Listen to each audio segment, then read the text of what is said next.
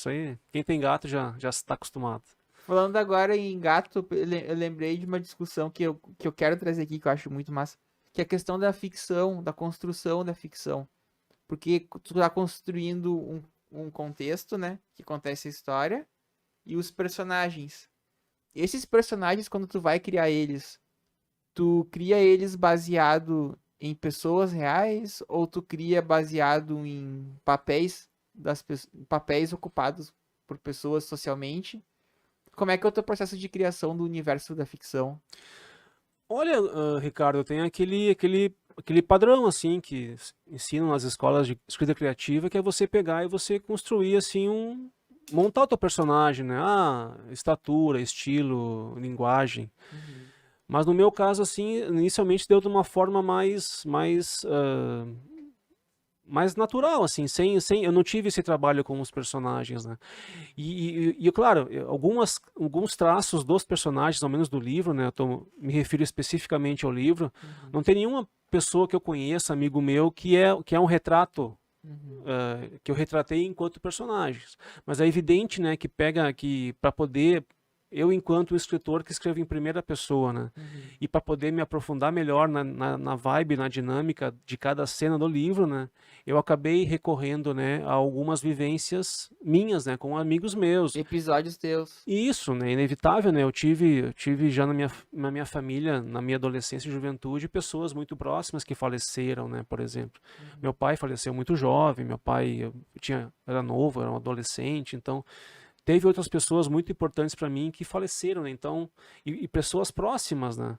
Então, esse convívio com pessoas que estavam doentes, né, que vieram a falecer, acredito que acabaram desenvolvendo uma certa sensibilidade, né? Uhum. Com relação a isso, né? Claro, tudo que é colocado no livro é tudo ficção, né? Não tem nada ali aconteceu, Sim, uma nem coisa que nada. aconteceu historicamente É, não mas aconteceu. acontece que o convívio na vida real com pessoas que vieram a morrer, né? E com doenças, né?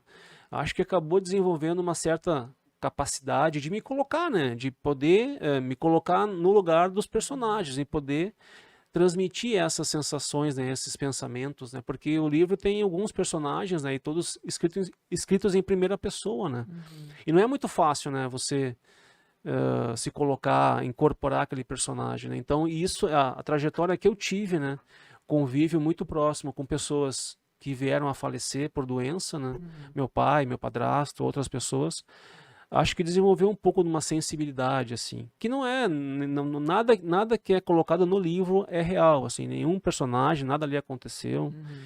mas acho que essa sensibilidade eu consegui utilizar assim para escrever os personagens, né? Tanto é que como eu te falei assim, os feedbacks que eu venho obtendo da trama assim são muito legais, assim, até me Uhum. surpreendo assim. Eu Uhum. sempre tive uma certa consciência de que eu tinha uma boa história, né? Uhum. Senão não teria nem, se eu não tivesse um pingo de certeza, não tivesse a sensação de que eu estava no caminho certo, eu não ia envolver um tempão, né, Uhum. escrevendo, né?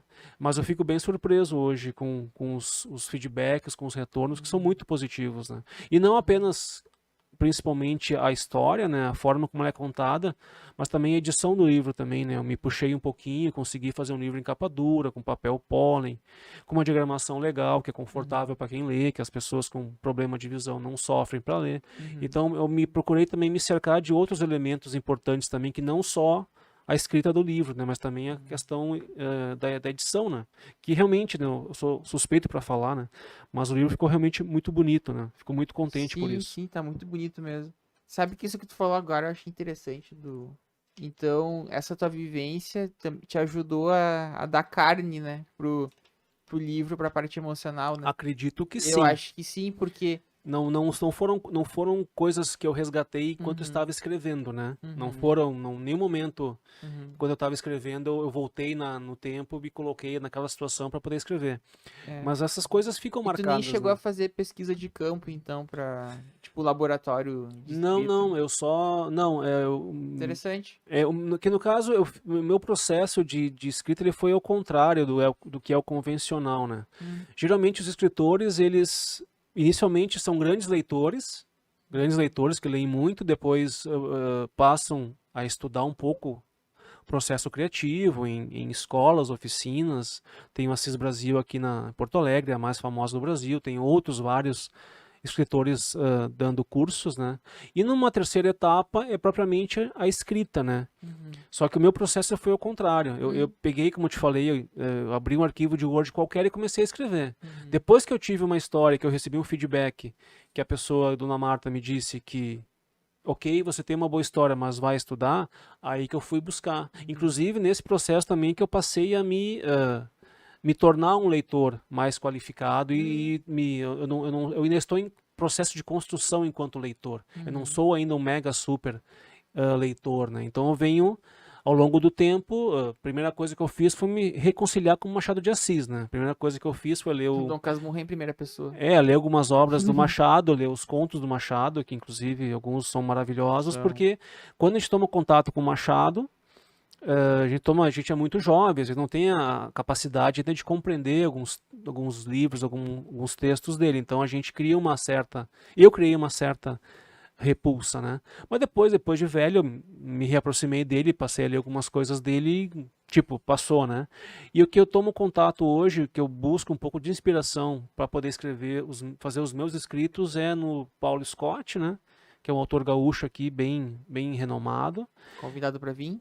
E o Daniel Galera, que é um cara, é um paulista, mas que tem a sua trajetória enquanto escritor aqui no Sul, né? Que eles têm um traço na literatura deles, que é uma literatura bem objetiva, bem com uma linguagem coloquial, uma linguagem mais direta, que é aquilo que eu procuro fazer. Eu não sou não sou um cara, um escritor vocacionado a escrever um calhamaço de 300 páginas. Até mesmo eu, quando comecei a escrever o Clube da Morte, em nenhum momento assim não tem nenhuma frase no livro que esteja ali para encher linguiça. Muito pelo contrário, depois que eu dei na primeira etapa, ok, eu tenho uma história, o meu processo, depois que eu me aperfeiçoei um pouco nas oficinas, foi de lapidar, foi de cortar, foi de ir lapidando o trabalho. Se eu tivesse editado o livro na primeira vez que eu me deparei com a história pronta, o livro hoje teria 30 páginas a mais. Hoje ele tem 160 páginas hoje, lapidado e editado, né? Se eu tivesse editado o livro na época, antes desse trabalho de lapidação, eu teria 30 páginas a mais com a mesma história, com a mesma, sem o acréscimo de nenhum capítulo, de nenhuma parte a mais de trama, né? Tamanho foi o trabalho que eu tive de lapidar, de trabalhar isso comigo, depois das oficinas de escrita criativa, e numa etapa final, no processo de revisão crítica, né, com o William Buenavides, né, que aí foi um trabalho muito legal e de muito aprendizado, né, que foi o trabalho que eu mais aprendi, assim, enquanto escritor, enquanto autor, foi nesse trabalho de revisão crítica com um profissional da literatura, com um cara que tem uma trajetória enquanto leitor enorme, que é professor de português, um cara, aí foi realmente a etapa final, assim, e foi muito legal, foi muito importante, né. Então eu tô pensando junto porque eu também tenho teorias sobre ficção e sociedade. Aham. E eu desenvolvo algumas com a Iana, abraço Iana. Com a Iana, que era da Letras. Aham. Aí eu tenho uma teoria que... Uma das minhas teorias é que a ficção, ela é uma modalidade de comunicação que ela precisa lançar mãos...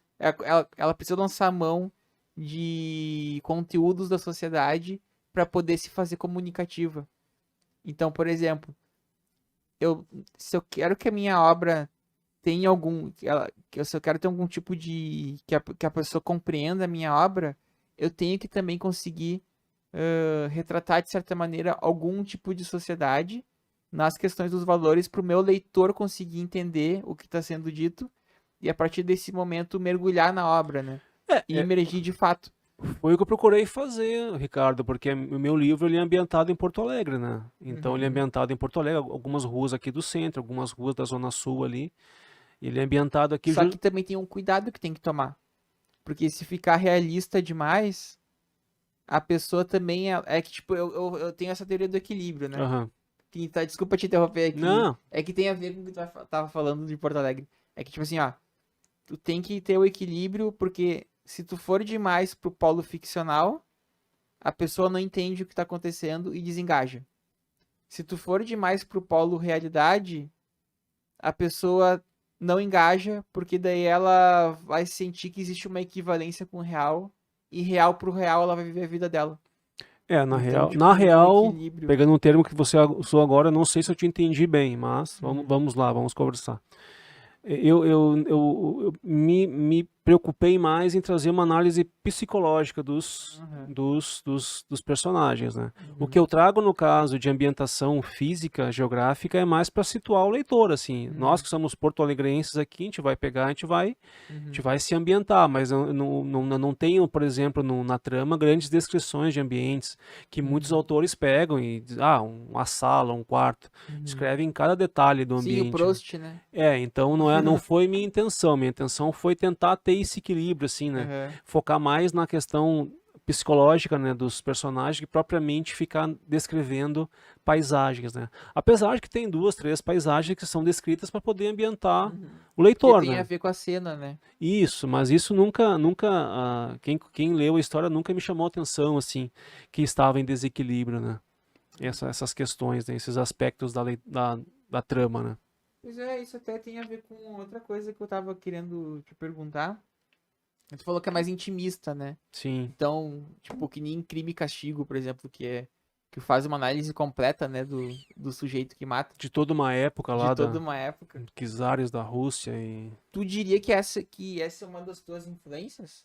Porque tu deve ter influência, tu disse que começou a ler depois, né, que começou a escrever. Mas eu não, imagino que eu já veio não me literatura antes. deparei ainda com literatura russa, não me deparei com ela ainda, né? Não, mas as normais, quais são as influências normais que Não, eu tu tô tem agora? tentando, eu me prendo mais aos clássicos brasileiros, né? E Machado de Assis. alguns contemporâneos, né? Também tem a Aline Bey também, O Uhum, Peso do Pássaro Morto, agora ela lançou um outro livro. uhum. Tem também o nome do rapaz lá, esqueci agora, rapaz do Rio Martins, esqueci o nome dele, Giovanni Martins, Giovanni Martins. que escreveu a dinâmica das favelas do Rio, de um jovem que mora na favela. Tem Uhum, o José Faleiro, né, que a gente conversava antes de iniciar o podcast, que é um cara uhum, aqui do Sul, uhum, próximo de nós, e que retrata essa dinâmica do pessoal da periferia. Então tem vários, o próprio Paulo Scott, tem outros vários agora, autores inclusive gaúchos recebendo prêmios aqui, uhum, importantes, né, que tratam essas questões mais cotidianas, né, que eu venho recorrendo a eles, assim, porque o meu uhum, interesse é esse, né, não tenho muito interesse, assim, de pegar e tomar contato nesse momento, né, uhum, de tomar contato com uma literatura mais antiga, escrita de uma forma mais rebuscada, mais. O meu limite no momento de literatura mais rebuscada é o Machado de Assis, porque é um clássico, porque traz uma dinâmica nacional, consegue abordar aspectos dos seres humanos, né, que mesmo retratando um Rio de Janeiro de 120 anos atrás, ou 130 anos atrás, os problemas humanos são os mesmos de hoje. Então, isso, uhum, daqui a pouco você toma contato com uma história do Machado de Assis, que é retratada no Rio de Janeiro do século XIX, mas que a problemática humana ela é super atual, sabe? uhum, Até indico, né, nesse sentido, né, um conto maravilhoso do Machado, que é O Homem Célebre, né?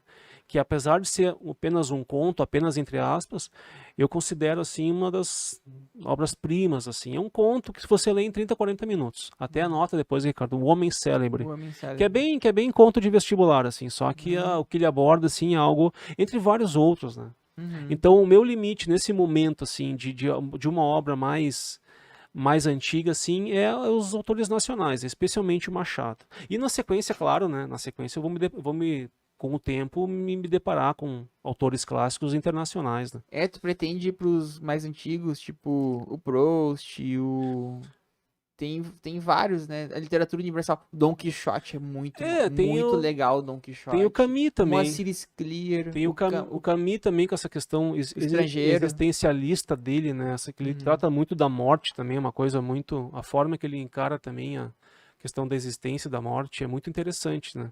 E- Teatro É, grego também tem umas muito é que boas. nesse momento, né, em virtude de algumas demandas, e daí eu acabo me deparando com a literatura mais clássica Uhum. de leituras que podem me ajudar com os meus escritos, né? Então Uhum. eu venho tentando completar essas lacunas, mas ao mesmo tempo poder me apropriar de leituras que podem me ajudar com outros escritos. Inclusive, eu tô com um projeto já de um próximo livro já. Ah, é? Conta aí. Não posso falar agora, mas... até É a continuação desse? Não, esse aí por enquanto, era isso por enquanto. Uhum, Até ele teria margem, né, para um personagem continuar a trama, né? uhum. Continuar não a trama, mas Um spin-off. isso, um personagem daria para contar uma história especificamente sobre ele, né? Uhum. Mas no momento o Clube da Morte tá encerrado por enquanto, né? E aí eu tenho a ideia de escrever um próximo livro que também vai trazer algumas situações que vai envolver morte também, mas não com essa apropriação do viés da eutanásia, né? Dessas essas questões assim de relacionamentos, de família, de pais, de mães, de filhos, né? Que nem Uhum. sempre ocorrem, que nem é comercial de margarina, assim, né? Que todo mundo acorda bem, acorda feliz e sorridente. Então, essa questão do convívio humano, né? É uma coisa que me instiga também e tenho já um projeto, né, de um próximo livro, né? Que não comecei a escrever ainda, está só organizado, digamos, em tópicos, em capítulos, né? Um esqueleto, digamos assim. E fora também o Uhum. projeto que eu tenho de escrever contos, né? Estou especialmente nesse momento interessado